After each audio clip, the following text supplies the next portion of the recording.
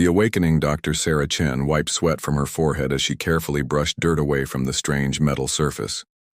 She had been working on this archaeological dig for 6 months, and today felt different. The ruins on planet Kepler 442b were unlike anything humans had discovered before. The structures were ancient, but the technology was impossibly advanced. "Professor Chen, you need to see this," called her assistant, David Park, from across the excavation site. His voice carried an edge of excitement that made Sarah's pulse quicken. Sarah hurried over to where David was kneeling beside a smooth black panel that seemed to absorb light. As she approached, the panel suddenly came alive with flowing symbols that hurt to look at directly. A low humming filled the air, and the ground beneath their feet vibrated gently. "What did you touch?" Sarah asked, though she already knew the answer was nothing. The technology was responding to their presence somehow. The symbols on the panel shifted and changed, then suddenly resolved into perfect English text. Both archaeologists stumbled backward in shock. No ancient civilization should have known human language, yet there it was, clear as day. "Warning," the panel read. "If humans have found this message, the galaxy remembers. The Torith Empire has been erased. Do not seek them. Do not speak their name. Some hunts never end." Sarah stared at the message, her scientific mind racing. She had studied every major galactic civilization, both current and extinct. She had never heard of any Torith Empire. The text faded, replaced by coordinates and star charts that her computer automatically recorded. "Dr. Chen," David whispered, "look at the dating on this technology. According to our scans, this beacon is over 50,000 years old. But humans weren't even spacefaring 50,000 years ago." Sarah nodded, but something cold was settling in her stomach. If this beacon was warning humans about something they had supposedly done, that meant humans had been traveling among the stars far longer than anyone believed, or it meant something far more disturbing. Back at their orbital research station, Sarah transmitted their findings to Earth Command and the Galactic Research Council. Within hours, she received a priority response that confused her even more. "Ambassador." Marcus Kane appeared on her communication screen, his usually calm demeanor replaced by obvious worry. "Dr. Chen, I need you to stop all research immediately and quarantine your findings. This is a matter of galactic security." "Ambassador, I don't understand. We found evidence of an unknown civilization. This could revolutionize our understanding of galactic history." Kane was quiet for a long moment. "Sarah, I'm coming to your location personally. Don't share this information with anyone else. And whatever you do, don't mention the name Toreth to any non-human species." "Why? What's so dangerous about—" "Because," Kane interrupted, "every time a human has mentioned that name in the past, entire alien delegations have gone pale and asked us to never speak of it again.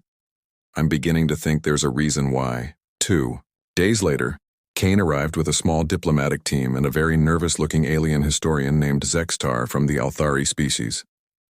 Zextar was tall and thin with blue-gray skin and large, intelligent eyes that kept darting around nervously. "Dr. Chen," Kane began, "Zextar has agreed to share some information that his people have kept classified for millennia. Tell her what you told me." Zextar's translator device rendered his melodic language into slightly formal English. "Dr. Chen, my species has been spacefaring for over 100,000 years. We are among the oldest civilizations in the galaxy. We keep extensive historical records of all major galactic events." He paused, seeming to gather courage before continuing. "There are gaps in our records, periods where entire star systems simply disappeared from our charts. No explanation, no debris, no evidence they ever existed except in our oldest archives. These gaps all occurred approximately 50,000 years ago." Sarah felt her heart rate increase. "What does this have to do with humans? We weren't even close to space travel then." "That," Zextar said quietly, "is what we used to think. But in our oldest, most protected archives, there are references to a species that the galaxy feared above all others. A young race that could make their enemies vanish so completely that even speaking their names became forbidden. Kane leaned forward. Show her the document. Zextar activated a holographic display that showed text in the flowing script of the Althari language. This is from our most secure historical vault. It was written by my ancestor who witnessed these events. I will translate. The young species from the third planet of the yellow star has done something unprecedented. They have not just defeated the Torith Empire. They have made the Torith never existed. We must never anger these humans. We must never give them reason to remember what they are capable of. Sarah stared at the ancient text, her mind struggling to process the implications. You're saying that humans 50,000 years ago were advanced enough to completely erase another species from existence? That's impossible. Is it? Kane asked quietly. Sarah, think about human history. When we're pushed to our limits, when our families are threatened, what do we become? Now imagine that capability combined with technology we can barely comprehend today. Zextar activated another display, this one showing a star chart. Dr. Chen, these coordinates match several systems that your beacon warned about. Systems that exist in our modern charts but show no signs of ever having been inhabited. Systems where our sensors detect anomalies that suggest entire planets were restructured. Restructured how? The planets remain, but their crusts have been completely reformed. Whatever civilizations existed there were scraped away down to the bedrock and rebuilt from scratch. It would take technology beyond anything the current galaxy possesses. Sarah looked between Kane and Zextar. You're both saying that ancient humans committed genocide on a scale that erased an entire galactic empire? Not genocide, Zextar corrected, his voice barely above a whisper. Something worse. Genocide leaves bodies, ruins, survivors with stories. The Torith Empire was made to never have existed at all. That is a power beyond mere warfare. That is the power of gods. Kane stood up and walked to the viewing window that showed the ancient ruins below. Sarah, there's something else you need to know. Since humans joined the galactic community 300 years ago, we've always wondered why every other species treats us with such respect. Why they're so quick to accommodate our requests. Why they never push us too hard in negotiations. And now you think you know? I think every major galactic civilization has stories like Zextar's people do. Stories they don't share with us because they're terrified of reminding us what we're capable of. They think we're peaceful now because we choose to be, not because we're naturally peaceful. Zextar nodded emphatically. Dr. Chen, in all our historical records, humans are described as the sleeping giants. Every major alien leader receives briefings about human capabilities, not your current military, which is impressive enough. Your potential military. What you might become if properly motivated. Sarah felt a chill run down her spine. What motivation would it take? According to the archives, Zextar said, consulting his display, the Torith Empire made one critical mistake. They viewed humans as primitive and weak. They began hunting human civilians for sport. They treated human children as delicacies. The archaeological site fell silent except for the wind whistling through the alien ruins. Sarah looked down at the beacon that had started this conversation. A beacon apparently left by humans who were supposed to be primitive cave dwellers at the time. Kane broke the silence. Sarah, I need you to understand something. The reason this is classified isn't to hide our past from other species. They already know. It's to hide our past from ourselves.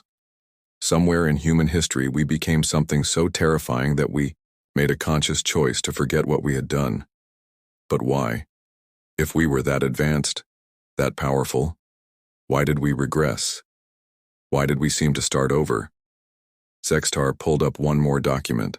Because according to these records, after humans finished with the Torith Empire, they were horrified by what they had become. They voluntarily dismantled their technology and scattered across their home planet. They chose to restart their civilization from scratch rather than risk becoming what they had fought against. Sarah stared at the ancient warning beacon, finally understanding its true purpose. It wasn't warning humans about the Torith Empire. It was warning humans about themselves. There's one more thing. Kane said softly. 3 days ago, the Galactic Council received a transmission. Someone claiming to represent the New Torith Collective has announced they're ready to reclaim their place in the galaxy. They say they've spent 50,000 years rebuilding their strength in hidden dimensions. The blood drained from Sarah's face. They survived? Some of them, apparently. And they remember what humans did to their empire. Kane looked directly at Sarah. The question now is, do we remember what we're capable of when pushed too far? As if responding to his words, the ancient beacon activated again. This time the message was different. Genetic markers confirmed. Human descendants detected. Awakening protocol initiated. The hunt remembers. Throughout the archaeological site, more beacons began activating in sequence, each one pulsing with an energy that made the air taste of copper and ozone. Somewhere in the darkness between dimensions, ancient enemies were stirring. And deep, in human genetic memory, something that had slept for 50 millennia was beginning to wake up. Sarah looked at the increasingly active alien technology surrounding them and realized that humanity was about to remember why other species preferred them as peacekeepers rather than enemies. The galaxy was about to rediscover what happened when humans got truly angry. The archaeological dig had uncovered more than ancient ruins. It had awakened something that perhaps should have stayed buried forever. The reckoning, the emergency session of the Galactic Council convened within 12 hours of the first Torith transmission. Representatives from 47 species gathered in the massive crystal chamber orbiting Nexus Prime. The mood was tense in a way that most younger delegates had never experienced. Ambassador Marcus Kane sat in the human delegation section, watching as species after species requested to speak.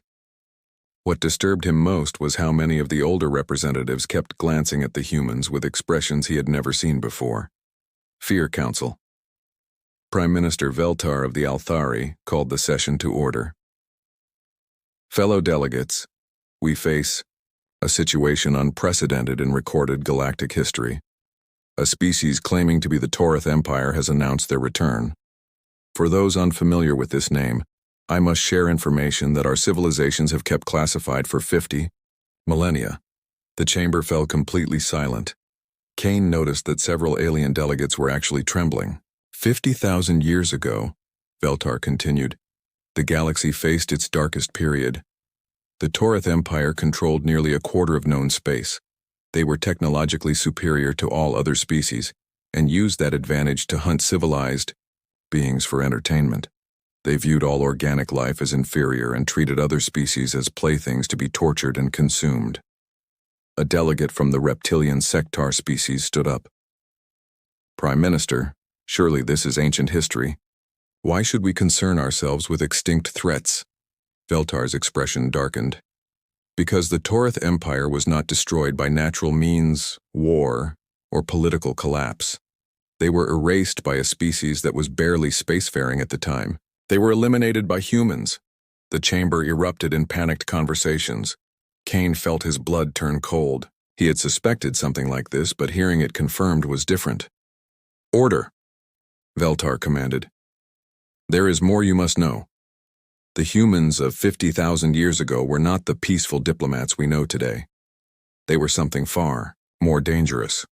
When the Torith Empire made the mistake of hunting human civilians, humanity responded with a level of systematic destruction that has never been equaled. An elderly delegate from the crystalline Zephyr species activated her communication device. I am Council Historian Thyla, and I am one of the few beings alive who has access to the sealed archives.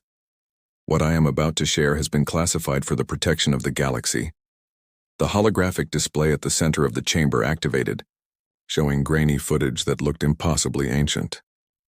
This is from a Torith command ship that was broadcasting when humans found it. The footage was recovered from a probe that escaped the system. The recording showed the interior of an alien vessel. Tall insectoid beings with razor-sharp limbs moved efficiently around control stations. They were celebrating something when the lights suddenly went out. Emergency power kicked in, casting everything in red light.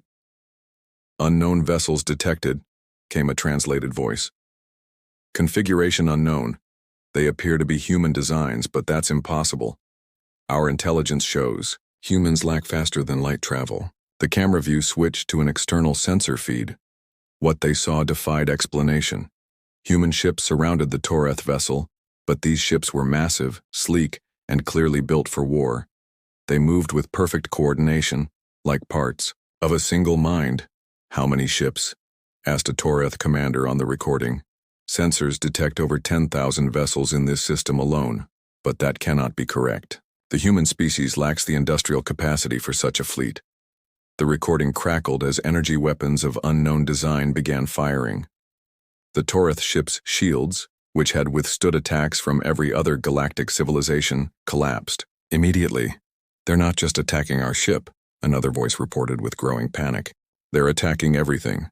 Every Toreth vessel in the system, every station, every inhabited structure on our colony worlds." The final image before the recording cut out was of human soldiers boarding the Toreth ship.